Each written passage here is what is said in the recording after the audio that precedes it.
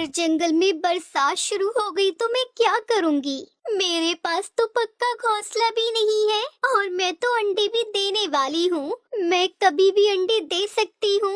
अब मैं कैसे अपना घर बनाऊंगी? मैं कालू कौवे के पास जाती हूँ और उससे कहती हूँ कि वो घर बनाने में मेरी मदद करे।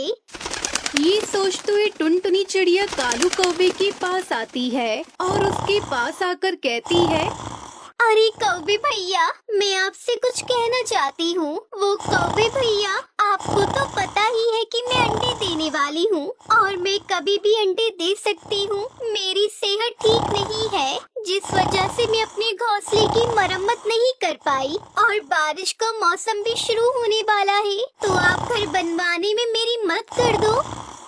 टुनटुनी चिड़िया, ये बोलने से पहले तुमने एक बार भी नहीं सोचा कि मैं खुद टूटे फूटे घोंसले में बैठा हूँ। अगर मुझे घोंसले की मरम्मत करनी होती तो मैं अपने घोंसले की नहीं कर लेता। तुम खुद सोचो, मेरी तबीयत ठीक नहीं है, इसलिए मैं नहीं कर सकता। तुम किसी और से जाकर मदद मांगो। ये सुनकर तो टुनटुनी चिड़िया बेचारी उदास मन से अपने घोंसले में आ जाती है और अपने आप से कहती है, मैं तो उस कौवे के पास चली गई। मुझे उसके पास नहीं जाना चाहिए था। मुझे पहले ही सोच लेना चाहिए था कि वो तो पहले ही बहुत आलसी और चालाक है। वो अपने लिए भोजन तो ढूंढ कर नहीं लाता, तो वो मेरी मदद क्या करेगा? अब मैं अपना घर कैसे बनाऊंगी? हाँ, मुझे अपने आप में हिम्मत पैदा करनी होगी, तभी मैं अपने बच्चों को बारिश से बचा पाऊंगी। ये कहकर टुनटुनी चिड़िया हिम्मत करती है और अपना घर बनाने की तैयारियां करती है। काफी देर मेहनत करने के बाद उसका घर बनकर तैयार हो जाता है, लेकिन वो बहुत थक चुकी थी। उसे लग रहा था कि शायद अब उसके अंडे होने ही वाले हैं। वो अपने घर को देखकर भी बहुत खुश थी। फिर रात को टुनटुनी चिड़िया अपने घोंसले में सुरक्षित होकर सो जाती है। अगले दिन वो 2 अंडे भी दे देती है। मेरे प्यारे बच्चों, मुझे आपका बहुत इंतजार है कि आप कब अंडों से बाहर आओगे। अब मुझे भोजन इकट्ठा कर लेना चाहिए ताकि बारिश के मौसम में मुझे कोई भी परेशानी नहीं हो। मैं ऐसा करती हूँ, कालू कौवे को भी अपने साथ ले जाती हूँ। वो भी अपने लिए भोजन जमा कर लेगा, क्योंकि अगर बरसात का मौसम शुरू हो गया तो वो तो मुझे ही तंग करेगा और खुद से तो वो भोजन ढूंढने जाएगा नहीं। ये कहकर टुनटुनी चिड़िया कालू कौवे की तरफ आती है और उसे उठाती है। अरे कौवे भैया, उठ जाओ, आप अभी तक सोए हुए हो। चिड़िया, तुम फिर आ गई। मैंने तुम्हें कितनी बार मना किया है कि अगर मैं सोया हुआ करूं तो मेरे पास मत आया करो। मुझे तंग क्यों करती हो? तुम बहुत ढीठ हो। मेरी बात समझ में नहीं आती है तुम्हारे? वो कौवे भैया, मैं भोजन लेने जा रही थी तो मैंने सोचा कि तुम्हें भी साथ लेकर चलूं। तुम भी अपने लिए भोजन की खोज कर लेना, फिर बरसात के मौसम में वो भोजन तुम्हारे काम आएगा। चिड़िया, तुम जाओ और अपना बंदोबस्त करो। मेरी मत सोचो, मैं अपने लिए कर लूंगा। तुम जब देखो तब मुंह उठाकर चली आती हो मेरी तरफ। कालू देखो, तुम मेरे पड़ोसी हो, बस मैं इसलिए तुम्हारे पास आ जाती हूँ। अगर तुम्हें नहीं जाना तो मत जाओ, मैं तो जा रही हूँ। हाँ हाँ ठीक है, तुम जाओ और मुझे आराम करने दो। फिर टुनटुनी चिड़िया सारा दिन जंगल में घूम घूम कर भोजन इकट्ठा कर लेती है। रात भी हो जाती है। टुनटुनी चिड़िया जब अपने घर में बैठी हुई थी तब वो कहती है, चलो, मेरे पास भोजन भी इकट्ठा हो गया है। अब मुझे किसी चीज की कोई कमी नहीं है। अब तो मैं बरसात के दिन भी अच्छे गुजरेंगे। अगर मेरे बच्चे अंडे से बाहर आ जाएंगे तो वो भी अच्छे से रह लेंगे। फिर ऐसे ही कुछ दिन बीत जाते हैं और टुनटुनी चिड़िया के अंडों से बच्चे भी निकल आते हैं और फिर बरसात का मौसम भी शुरू हो जाता है। टुनटुनी चिड़िया तो अपने बच्चों के साथ अपने घर में सुरक्षित बैठी थी, लेकिन वहीं दूसरी तरफ कालू कौवे का घोंसला तो पूरा पानी से भर जाता है। हे ऊपर वाले, ये क्या हो गया? मेरा घोंसला तो सारा का सारा बारिश के पानी से भर गया है। अब मैं क्या करूं और कहां जाऊं? हाँ, टुनटुनी चिड़िया मेरी जरूर मदद करेगी, क्योंकि वैसे तो मुझे अपना पड़ोसी पड़ोसी कहती है, तो क्या मुसीबत में वह अपने पड़ोसी की मदद नहीं करेगी?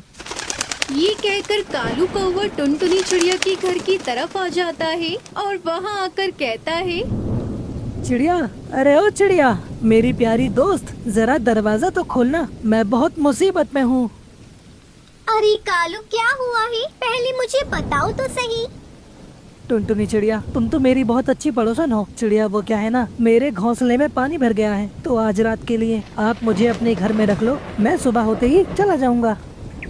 टुनटुनी चिड़िया तो बहुत दयालु थी, इसलिए वो कालू कौवे के ऊपर तरस खाती है और उसे अपने घर के अंदर बुला लेती है।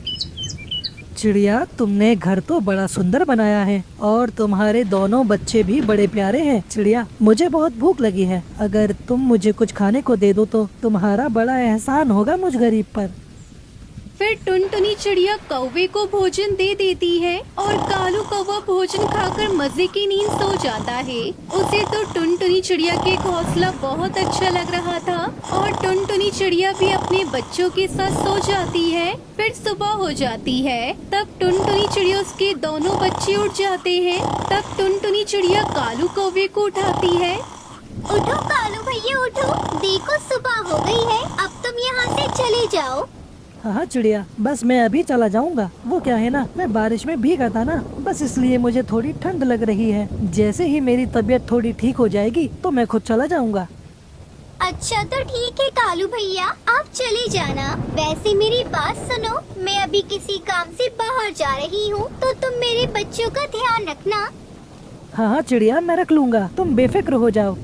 फिर टुनटुनी चिड़िया वहाँ से चली जाती है और कालू तो टुनटुनी चिड़िया का जमा किया हुआ सारा भोजन खाकर सो जाता है। और चिड़िया के बच्चे भूख से रो रहे थे, तो कालू कौवा उन्हें डांट कर चुप कराता है। चलो चलो, चुप करके सो जाओ, नहीं तो तुम दोनों को चील के हवाले कर दूंगा।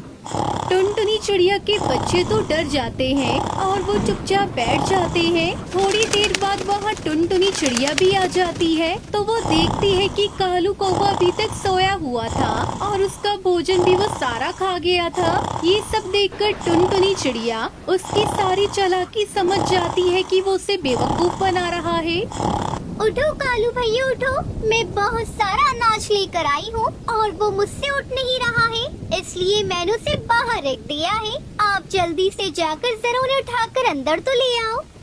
फिर कालू कौवा अनाज को सुनकर तुरंत बाहर चला जाता है। तब जल्दी से टुनटुनी चिड़िया अपने घर का दरवाजा बंद कर लेती है, तो कालू कौवा उससे कहता है, टुनटुनी चिड़िया, देख लो, ये तुमने अपने पड़ोसी के साथ अच्छा नहीं किया। कौवे भैया, मैंने तुम्हारे साथ जो कुछ भी किया है ठीक ही किया है। वैसे भी मैंने कुछ गलत नहीं किया है तुम्हारे साथ, जो करना था बस वही किया है। अब तुम जाओ यहाँ से। फिर इस तरह वो कालू कौवा बाहर तेज बारिश में भीगता रहता है और उसे अपनी गलती की सजा मिल जाती है।